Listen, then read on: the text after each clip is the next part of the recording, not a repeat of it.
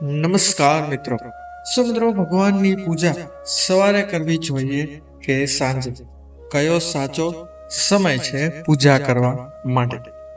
નમસ્કાર મિત્રો, તમારું સ્વાગત છે સ્વાસ્થ્ય જાણકારી ચેનલમાં. મિત્રો, આપણે આજના આ વિડીયોમાં જાણીશું કે હિન્દુ ધર્મમાં ભગવાનની પૂજા સવારે અને સાંજે બંને સમયે કરવામાં આવે છે. પરંતુ જોઈએ સવારે પૂજા કરવી વધુ શુભ માનવામાં આવે છે, કારણ કે ભગવાનની પૂજા ક્યારે અને કેમ કરવી જોઈએ એ પણ પૂરી આધ્યાત્મિક દ્રષ્ટિએ આપણે સમગ્ર દ્રષ્ટિકોણથી આજે આ વિડીયોમાં સમજવાનો પ્રયાસ ચોક્કસપણે કરીશું. તો મિત્રો, વિડીયો ખૂબ જ માહિતીથી ભરપૂર છે, તો બધા લોકોને નમ્ર વિનંતી છે કે વિડીયો સંપૂર્ણ થાય ત્યાં સુધી અવશ્ય જોજો, જેથી તમને આ વિષય ઉપર સંપૂર્ણ માહિતી મળી રહે. તો મિત્રો, વધુ વાર ન લગાડતા આપણે વિડીયોની શરૂઆત કરીએ. નંબર 1 પર જોઈએ તો આવે છે સૌથી પહેલા સવારની પૂજા. મિત્રો, સવારે વાતાવરણ શાંત અને પવિત્ર હોય છે, જે પૂજા માટે યોગ્ય સમય માનવામાં આવે છે. સવારે પૂજા કરવાથી દિવસની શરૂઆત શુભ અને ધાર્મિક રીતે થાય છે, જે દિવસભર સકારાત્મક રીતે કામ કરવામાં તમને મદદરૂપ થાય છે. ઉપરાંત ભગવાનની પૂજા કરવા માટે સવારનો સમય ઘણું મહત્વ ધરાવે છે. ખાસ કરીને આધ્યાત્મિક દ્રષ્ટિએ ખૂબ જ મહત્વ ધરાવે છે. વિદ્વાન અને આસ્થાવાન લોકો માટે સવારે પૂજા કરવી ખૂબ જ શ્રેષ્ઠ માનવામાં આવે છે. જેમાં કેટલાક કારણો છે જેના લીધે તે ખૂબ જ મહત્વપૂર્ણ બની જાય છે. તો આવો તે કારણો આપણે જોઈએ. સૌથી પહેલું કારણ છે સવારની ઉર્જાનો પ્રભાવ. મિત્રો, સવારે ઉઠ્યા પછી તમારું મન પ્રકૃતિ સાથે જોડાઈને શુદ્ધ બને છે અને સકારાત્મક વિચારોનું આગમન થાય છે, કારણ કે આ સમય આપણા મનમાં સકારાત્મક અને ઉત્તમ વિચારો આવતા હોય છે. સવારે ઉઠ્યા પછી આપણું મન શાંત અને પ્રકૃતિ સાથે જોડાયેલ અને આ ભાવનાને પૂજામાં રૂપાંતરિત કરવું એક વધુ અસરકારક થાય છે.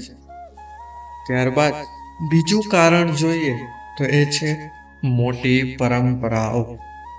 મિત્રો, પહેલાના આધ્યાત્મિક અને પ્રાચીન શાસ્ત્રો અને વૈદિક પદ્ધતિઓમાં એવું કહેવાયું છે કે સવારે ઉઠ્યા પછી સવારના 4 થી 6 વાગ્યે સૂક્ષ્મ એટલે કે બ્રહ્મ મુહૂર્તમાં પૂજા કરવી ખૂબ જ ઉત્તમ માનવામાં આવે છે. આમ કરવાથી સકારાત્મક ઉર્જા પ્રાપ્ત થાય છે, કારણ કે આ સમયે પ્રકૃતિ પણ શુદ્ધ અને એકદમ ચિંતામુક્ત હોય છે. તેથી જૂની પરંપરાઓ મુજબ જોઈએ તો સવારનો સમય પૂજા માટે શ્રેષ્ઠ સમય માનવામાં આવે છે. ત્યારબાદનું કારણ જોઈએ તો એ છે દૈનિક જીવનમાં શાંતિ. મિત્રો, સવારે પૂજા કરવાથી દિવસના પ્રારંભમાં માનસિક શાંતિ અને સંગતિ પ્રાપ્ત થાય છે.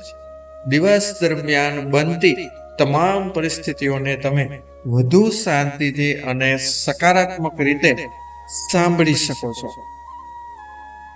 આવું કરવાથી તમારો સંપૂર્ણ દિવસ ચિંતામુક્ત પસાર થાય છે અને તેનાથી તમે ચિંતાગ્રસ્ત રહેશો નહીં અને તમારું કામ તમે વધુ આસાની અને ચોકસાઈથી કરી શકશો.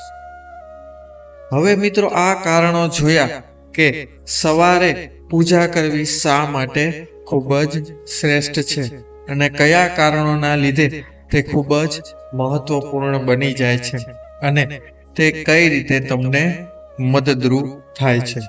હવે પછીનું જોઈએ તો એ છે સાંજની પૂજા. મિત્રો, જ્યારે લોકો સાંજના સમયે પૂજા કરે છે ત્યારે તેમાં પણ ખાસ ગુણ રહેલા હોય છે. સાંજના સમયે ભગવાનની પૂજા ખાસ કરીને તે શાંતિ અને વિરામનો એક મહત્વપૂર્ણ અવસર બની શકે છે. તે શા માટે મહત્વપૂર્ણ અવસર બને છે તેના પાછળના કારણો વિશે ચર્ચા કરી. દિન સમાપ્તિ અને ચિંતન. મિત્રો, સાંજમાં આપણે દિવસ દરમિયાન કરેલા કાર્યો અને વિચારો પર ચિંતન કરી શકે છે. આ સમયે પૂજા કરવા માટે આપણું મન પણ શાંતિથી પરિપૂર્ણ અને એકદમ થાકેલું હોય છે અને આપણે ભગવાન સાથે પુનઃ સંલગ્ન થવાનો પ્રયાસ કરીએ છીએ. ત્યારબાદનું કારણ છે વિશ્વ વિશે વિચારો. મિત્રો, સાંજના સમયે આપણે કુદરતના મહત્વપૂર્ણ અંગો જેવા કે સૂર્યાસ્ત, ચાંદની રાત અને પ્રાકૃતિક અનુકૂળતાઓનો અનુભવ કરીએ છીએ. આ સમયે ભગવાન સાથે આપણો સંપર્ક આત્મસંલગ્નતાની દ્રષ્ટિએ વધુ મજબૂત બની શકે છે અને પ્રાકૃતિક રીતે પણ આ સંબંધ ખૂબ જ મજબૂત થઈ શકે છે. ત્યારબાદ છે તૃપ્તિ અને શાંતિ. મિત્રો, રાતે પૂજા કરવાનો એક અને મહત્વપૂર્ણ પાસો એ છે કે તે દિવસના આંધળા અને આખા દિવસમાં આવેલા ખોટા વિચારોને દૂર કરવાનું કાર્ય કરે છે અને મનમાં શાંતિ અને સંતોષ લાવવાનું કામ પણ ચોક્કસપણે કરે છે. મિત્રો, જો આપણે ગ્રંથો અને વૈદિક શાસ્ત્રો પર નજર કરીએ તો અનેક તિથિઓ અને ઉપવાસો વિશે પણ શાસ્ત્રો દ્વારા સૌર મથુરતાનો ઉલ્લેખ કરવામાં આવ્યો છે અને તેમાં પવિત્ર સમય જેમ કે બ્રહ્મ મુહૂર્ત એટલે કે સવારનો વહેલી સવારનો સમય સૌથી શ્રેષ્ઠ માનવામાં આવ્યો છે. પરંતુ દૈનિક જીવનની આધ્યાત્મિક અનુભવની પરિસ્થિતિમાં સાબિતીઓમાં માનીએ તો બંને સમય એટલે કે સમય સવાર અને સાંજનો સમય પૂજાના સકારાત્મક પરિણામ આપે છે. પણ જ્યારે પણ પૂજા કરો ત્યારે તે ખાસ ધ્યાન રાખો કે તમારું મન શાંત અને સંતોષથી ભરેલું હોવું જોઈએ. આ રીતે પૂજા કરવાથી જ તમને પૂજાનો સાચો લાભ મળે છે, ભલે તે પછી સવારની પૂજા હોય કે સાંજની પૂજા. તો હવે જોઈએ કે કયો સમય પૂજા માટે સૌથી શ્રેષ્ઠ છે. તો જે સમય પર તમારું મન વધુ સંતોષપ્રદ હોય તે સમય પર પૂજા કરવી સૌથી શ્રેષ્ઠ માનવામાં આવે છે. સવારે ને સાંજે બંને સમય પૂજા કરવાથી ફાયદા તો ચોક્કસપણે થાય છે અને તેનો લાભ પણ અવશ્ય મળે છે.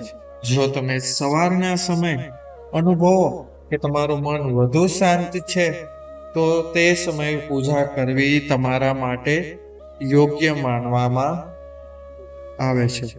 અને જો સાંજમાં એટલે કે દિવસના અંતે તમને વધુ શાંતિ અને સંતોષ મળે છે તો તે સમયે પણ પૂજા કરવાનો લાભ તમને ચોક્કસ મળે છે.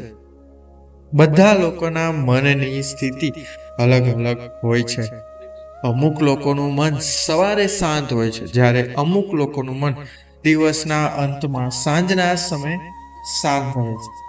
તો જે લોકોને જ્યારે મન શાંત રહેતું હોય તે સમયે પૂજા કરવી વધુ શ્રેષ્ઠ માનવામાં આવે છે.